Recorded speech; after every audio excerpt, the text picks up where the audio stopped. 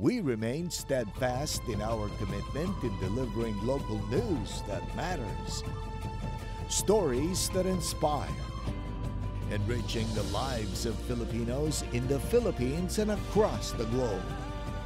This is your GMA Regional TV.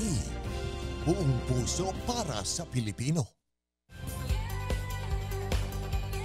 Ito ang Mornings with GMA Regional TV. Magandang umaga! Ito ang Mornings with GMA Regional TV. Hatid namin ang mga lokal na balita mula sa Luzon. Narito na ang mga unang balita.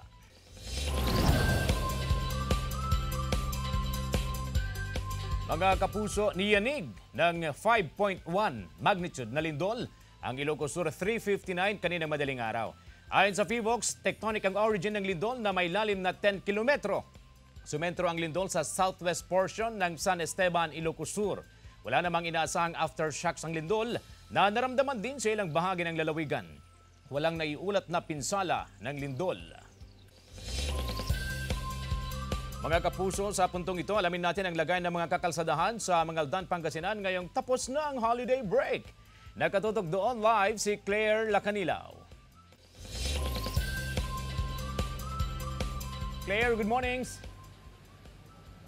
Good morning CJ, good morning mga kapuso. Ngayong araw ang pagbabalik eskwela o back to school ng mga estudyante matapos ang holiday break. At ngayong umaga alamin natin ang kasalukuyang sitwasyon sa daloy ng trapiko at kung paano pinaghandaan ng Public Order and Safety Office sa bayan ng Mangaldan, Pangasinan ang traffic management dito sa bayan. At ngayong umaga makakasama natin ang Posto Chief ng Mangaldan, Pangasinan, walang iba kundi si Sir Gerardo Idia. Sir, good morning and welcome to Mornings with GMA Regional TV.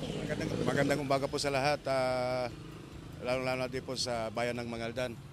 Yun nga po, Ma'am Claire, kahapon po nagkaroon kami ng pagpupulong kasama po ang pulisya ng Mangaldan headed by Lieutenant Colonel Roldan Cabatan tungkol nga po sa paghahanda itong back to school ng ating mga estudyante. Kaya't nagkaroon kami ng pagpupulong nang sa ganon may handa namin ang kalsada para sa mga estudyante. Ang 32 na traffic enforcer po namin ay nakahanda kanina pa po ng umaga dahil nga sa pagbalik ng mga estudyante. At yun nga po, maayos naman ang sitwasyon dito sa bayan ng Mangaldan.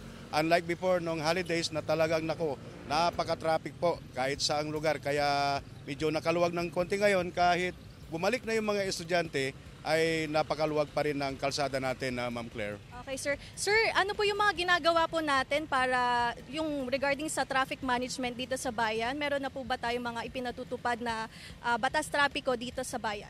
Yes, ma'am. Binabalik na namin yung window hours kung saan yung bawal pumasok muna o dumaan yung pedicab at tricycle sa umaga ng 7 to 9 at sa hapon naman po ay 4 to 6 ng hapon din. Bagamat ito nga po medyo maayos naman ang sitwasyon, so nakakagaan, nakakaluwag at yung mga mga traffic kasama natin sa kalsada, ang 32 ready always na naghahandang mag-traffic sa mga sasakyan ay medyo nakakaluwag dahil medyo maayos at flowing ang mga sasakyan natin ngayon sa bayan ng Mangaldan. Okay, sir. Sir, when it comes naman sa PUV modernization, nakaka-apekto po ba ito sa daloy ng trapiko dito sa bayan? So far naman, ma'am, ayun sa PUV, wala naman pong problema regarding to that kasi yun nga, at least yung mga pasahero ay makakasakay po ng aircon.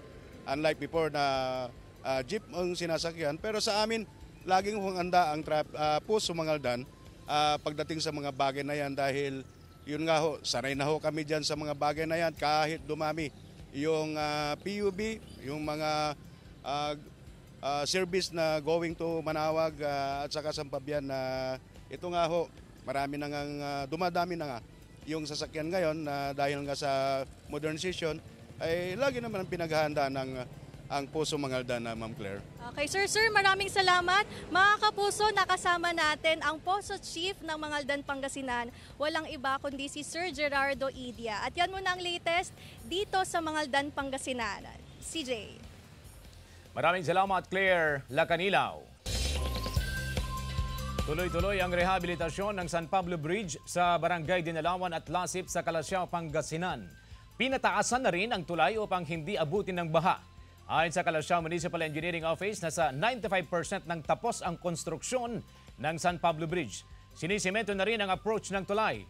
Target na matapos ang konstruksyon ng San Pablo Bridge ngayong buwan para muling magamit ng mga residente at motorista.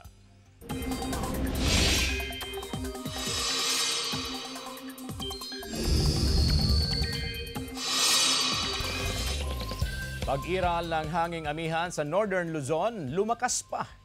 Narito ang reports. Mga kapuso, lalo pang lumakas ang pag-iral ng hanging amihan. Apektado ng amihan ang buong Luzon ayon sa Pag-asa, habang easterlies naman ang nakakapekto sa Visayas at Mindanao.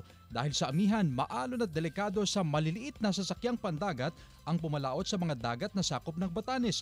Base naman sa rainfall forecast ng Metro Weather, asahan ngayong umaga ang pag-uulan sa extreme Northern Luzon o Babuyan Islands. Pagsapit ng hapon, uulanin na rin ang ilang pangpanig ng Northern at Central Luzon. Posible ang heavy rain sa ilang lugar na maaaring magdulot ng baha o landslide.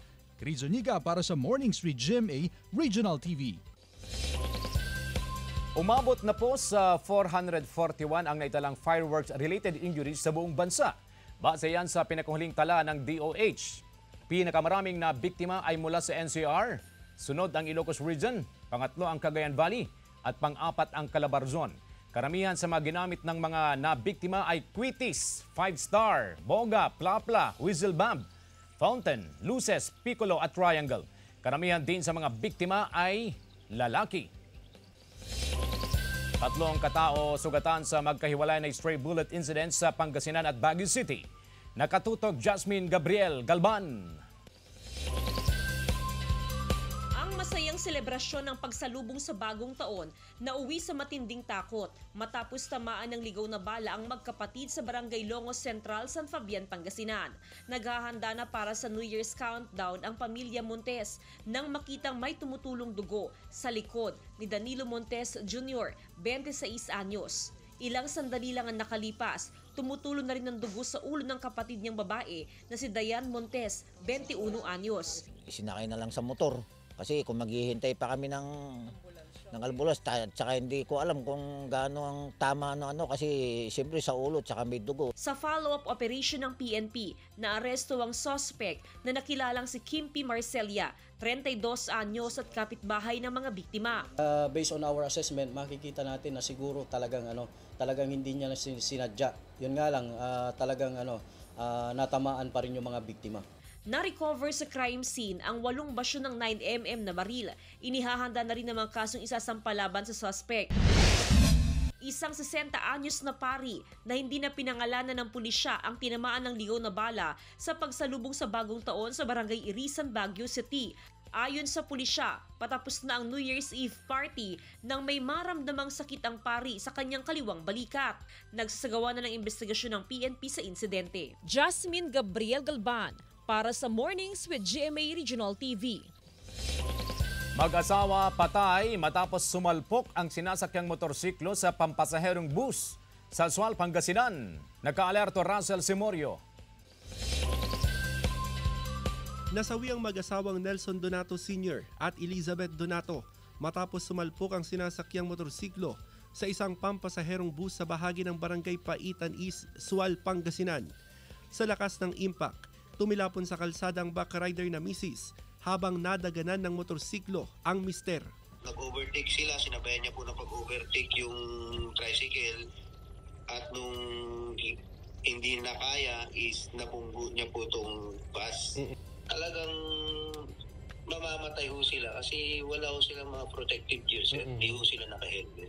Sinampahan na ng kaso ang driver ng bus. Wala pang pahayag ang pamilya ng mag-asawang biktima. Patay rin ng 63 anyos na si Domingo Dani Romero matapos sumemplang ang minamanehong motorsiklo sa National Highway na bahagi ng Barangay Salay, Mangaldan, Pangasinan. nagtamo ng matinding sugat sa ulo at katawan ng biktima. Tuloy ang investigasyon ng pulisya sa insidente. Russell Simorio para sa Mornings with GMA Regional TV. Dalawang patay habang 20 iba pa ang sugatan ng magsalpukan ng dalawang van sa National Highway na sakop ng barangay Nagkwartelan, Aritao, Nueva Vizcaya. Kinilala ang driver ng closed van na si Siriaco Vertodaso, residente ng Dupax del Sur, habang inaalam pa ang driver ng commuter van. Sa paunang investigasyon ng otoridad, nawalan ng kontrol sa manibela ang driver ng commuter van kaya sumalpok sa kasalubong na closed van. Dinala sa pagamutan ang mga sugatang pasahero. Inaalam pa ang pangalan ng mga nasawing biktima. Paalala ng otoridad, laging suriin ang kondisyon ng mga sasakyan para maiwasan ang aksidente sa kalsada. Daan-daang residente sa Dingras, Ilocos Norte pinagsaluhan ang pritong abaling o beetle worm sa isang boodle fight. Tunghayan sa report ni Gab De Luna. Ipinagdiwang ang Abaling Festival sa Barangay Lumbad, Dingras, Ilocos Norte. Ang abaling ay isang beetle worm na matatagpuan sa ilalim ng lupa tuwing bare months. Nagiging abal-abal o June beetle ito pagkalipas ng ilang buwan, pero nadiskubreng pwede pala itong kainin. Parang peste sa mga magsasaka dahil nasisira yung mga pananim. Pero nung na ginawa nilang delicacy, napakaganda palang gawing pagkakitaan ng tao. Kaya yun, sumikat ng sumikat. Kaya ginawa naming Abaling Festival. Mahigit 500 residente ang nagsalo-salo sa boodle fight. Ang main dish, fried abaling. Crispy at malasa raw ito. Ginawan din ng spicy version. Masarap din daw na pulutan. Naisipan namin dahil nga last year, punong-puno kami dyan sa basketball court. Kaya sabi ng kapitan namin, i-stretch namin dito sa highway. So, nagpatulong kami sa PNP. Na maganda naman. Mas marami yung mga dumalo ngayon kaysa sa mga nakaraang taon. Gab De Luna para sa Mornings with GMA Regional TV. Mga kapuso, pag-uusapan naman natin ang power of manifesting, kaya tutok lang dahil magbabalik ang Mornings with GMA Regional TV.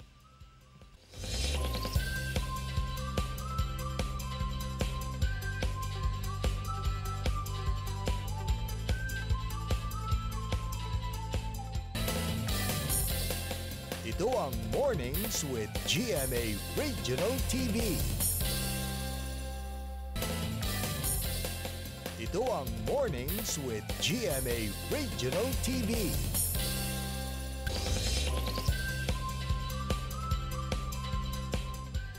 Manifesting. Ito ang usong salita ngayong 2024. Kayo, nakapag-manifest na ba mga kapuso? Pero ang tanong, paano ito matutupad? Yan ang sasagutin kasama ang isang eksperto sa human psychology, si Dr. Norly Dumenden. Welcome back to Mornings with GMA Regional TV. Yan, thank you so much, Sir CJ, and good morning sa ating mga kapuso. Okay, manifesting this 2024, how powerful is this, Doc Norly? Ito ay napaka-powerful as a motivation para makapunta tayo dun sa gusto natin, Sir CJ. And pag sinabi kasi natin manifesting, this is expressing or showing kung ano yung gusto natin sa buhay.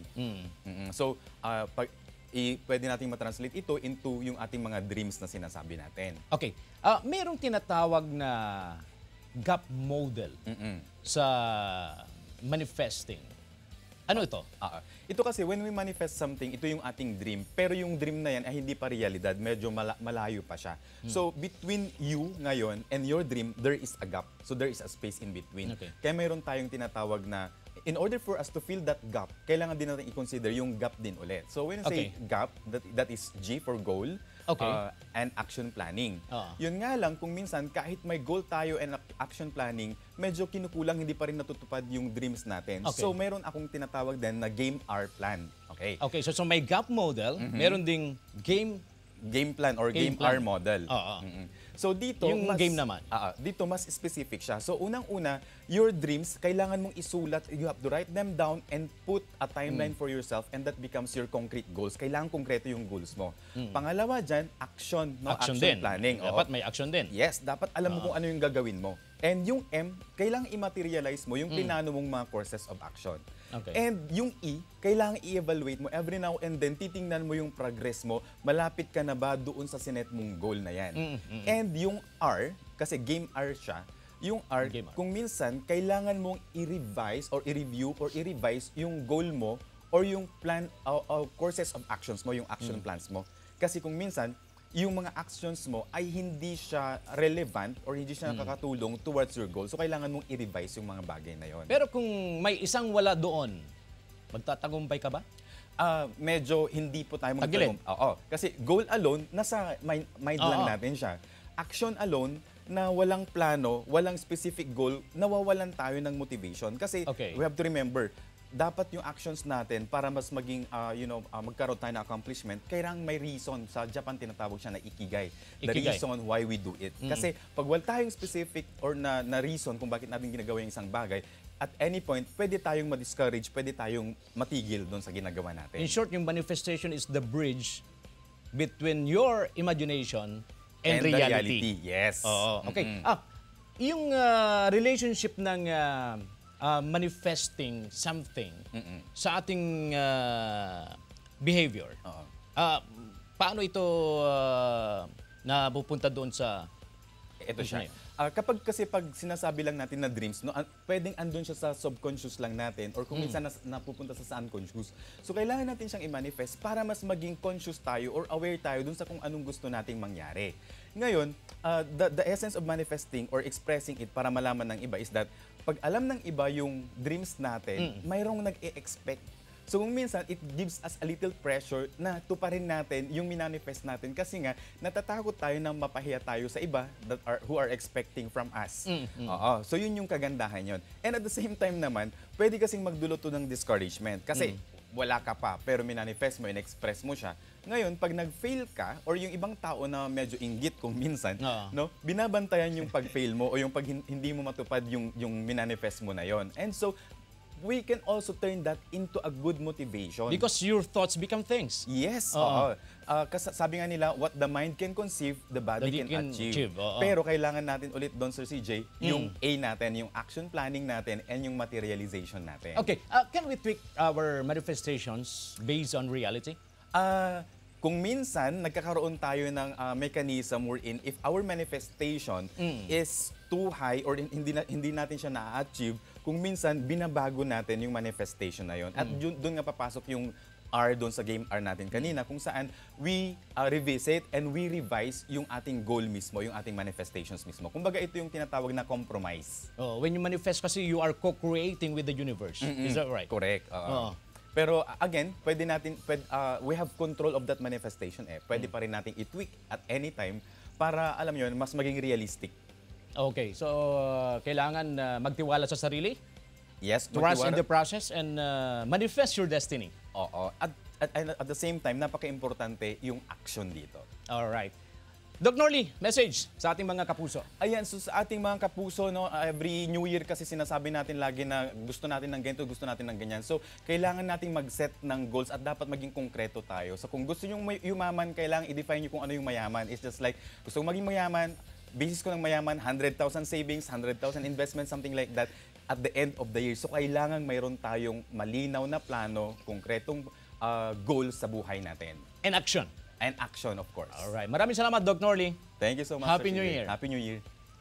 Mga kapuso, nagkasama natin si Dr. Norly Dumenden, isang eksperto sa human psychology.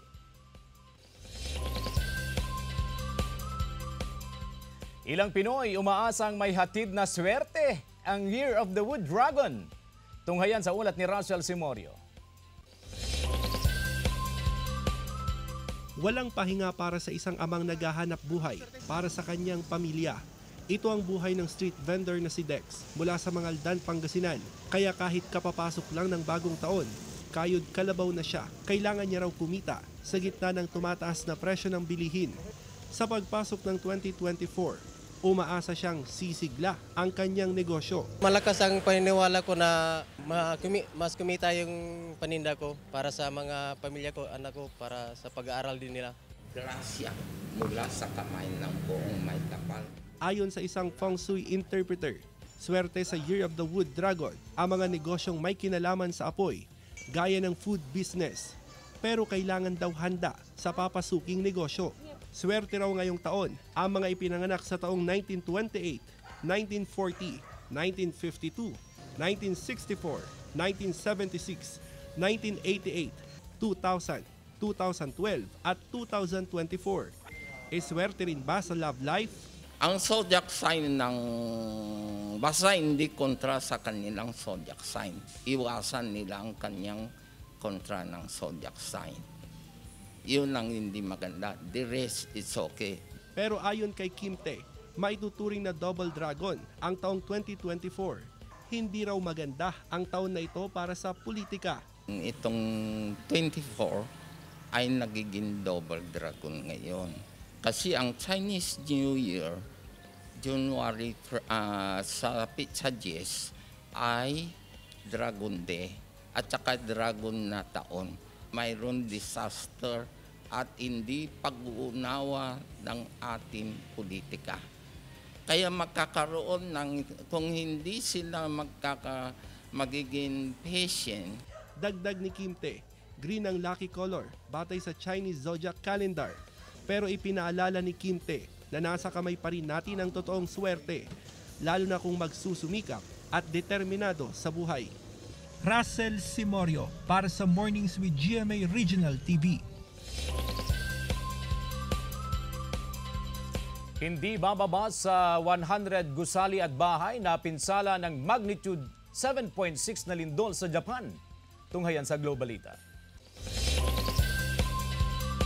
Bagong taon, ito ang senaryo na yumanig sa Central Japan. Bagsak ang mga gusali at bahay. Ilang establisimento rin ang nasunog. Hindi bababa sa 100 istruktura ang napinsala sa Ujima City sa Ishikawa Prefecture. Ramdam ang takot ng ilan nang abutan ng lindol sa subway. Nakuhanan ng pag-uga ng ceiling at ng electronic information board. Maging sa train station, nagsilabasa ng mga tao sa isang convenience store. Sa main road ng Ishikawa, umangat ang kalsada. Nagkalat din ang mga debris mula sa gumuhong gusali. Paralisado ang supply ng kuryente at tubig. Naganap ang lindol alas 4 ng hapon noong January 1, 2024, kung saan agad naglabas ng tsunami warning ang Japan Meteorological Agency sa coastal area ng Ishikawa, Niigata at Toyama. Sa report, umabot na sa mahigit 20 ang nasawi sa lindol. Patuloy naman ang malawakang rescue operation sa mga apektadong residente. Chris Zuniga para sa Mornings with GMA Regional TV. Tradisyonal na paggawa ng kaserola buhay na buhay sa Florida Blanca, Pampanga. Tunghayan sa report. Ang tradisyonal na pagpupukpok sa paggawa ng kaserola, kawali at kaldero, buhay na buhay pa rin sa Florida Blanca, Pampanga. Ang paggawa ng kaserolang 3 dekada ng kabuhayan ng 62 anyos na si Diosdado Reyes at ang may bahay niyang si Lourdes Reyes ng Barangay Mabikal, Florida Blanca, Pampanga. Hindi biro ang paggawa ng kaldero. Mano-manong pinupukpok at hinuhulma ang kaldero na gawa sa aluminum. Uulit-ulitin ang pagpupukpok upang makuha ang tamang forma. Ginamitan ng spinning machine upang maging pino ang hulma ng kaldero. Sunod itong kakabitan ng hawakan at gagawa ng takip. Kaya malaking tulong. Sa pang-araw-araw din, kahit dito sa mga trabador. Sabi ko nga sa kanila, uminto na kaya ako, ayaw nila kahit sinong tanungin mo sa kanila. Pero kahit ako naman, hindi ko hihintuhan ito. Hindi ko susukuan ito hanggat kaya ko para marami kaming matutulungan. Tsaka sa pamilya pa rin. Siya tagagawa, akong tagatinda. Awa ng Diyos yung kinikita ko.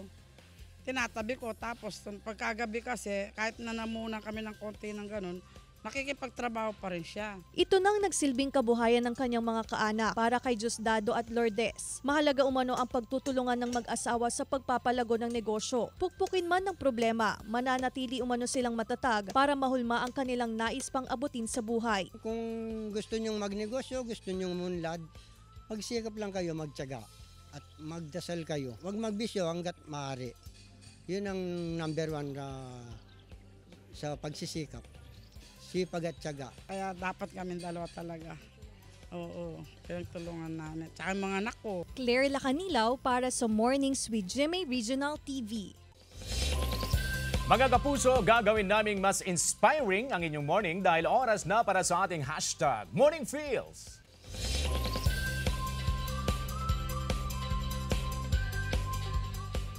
If you have a positive frame of mind, you can manifest positive things in your life. By Alicia Dixon, an English singer, rapper, dancer, TV personality, and author. Mga kapuso, abangan! Bukas sa Bistalk, sina Mornings Sunshine Shira Diaz at Kapuso Star, Ara San Agustin. At para naman sa iba pang mga balita at impormasyon, tumutok mamayang alas 5:10 ng hapon sa One North Central Luzon, dito lang sa GMA Network. Maraming salamat mga kapuso sa pagtutok sa Mornings with GMA Regional TV. Samahan nyo kami mula Lunes hanggang Friday. Maaaring mapanood ang ating episode sa www.gmaregionaltv.com at mag-subscribe sa official YouTube channel ng GMA Regional TV. Ako po si CJ Torida, buong puwersa para sa mas malaking misyon at mas malawak na paglilingkod sa bayan.